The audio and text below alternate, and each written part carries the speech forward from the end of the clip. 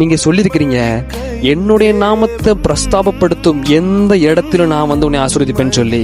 பிரஸ்தாபப்படுத்துவது அப்படின்னா மென்ஷன் செய்வது. இது யாரால கிடைச்சு அப்படின்னா ஒன்லி பை காட். இயேசுவால கிடைச்ச வெற்றி இது. என் தேவனால கிடைச்ச வெற்றி இது. கிருபையினால எனக்கு தகுதியே இல்லை, ஆனாலும் ஆண்டவர் எனக்கு வேலை கொடுத்தாரு.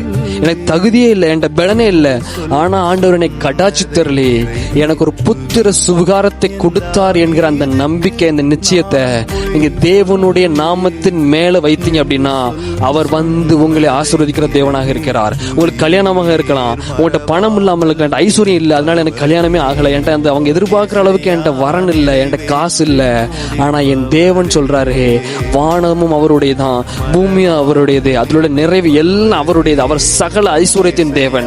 அவருடைய நாமத்தின் மேல நீங்க பற்றுதலா இருந்து அவருடைய நாமத்தை நீங்க பிரஸ்தாபப்படுத்துவீர்கள், ஆனால் அவர் உங்களை ஆசீர்வதிக்கிற தேவனா இருக்கிறாரு.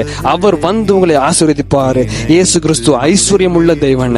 அவரை கனம் பண்ணுகிற எந்த இடத்திலையும், அவரை பிரஸ்தாபப்படுத்துகிற எந்த இடத்திலையும் என் தேவன் உங்களை ஆசீர்வதிப்பார். நீங்க தேவனை தேடி போக வேண்டாம் தேவ ஜனமே. அவர் நம்மை தேடி வருகிற தேவனா இருக்கிறாரு. உலகத்தில் உள்ள மற்ற காரியங்களால நாம் தேடி போக வேண்டிய காரியங்களா இருக்கும். ஆனா ஆண்டவராய் இயேசு கிறிஸ்து மாத்திரம்தான் நம்மை தேடி வருகிற தேவன். வேற யாரும் நம்மை தேடி வர மாட்டாங்க. நம்மகிட்ட ஒரு தேவனா தேடி வருவாங்க.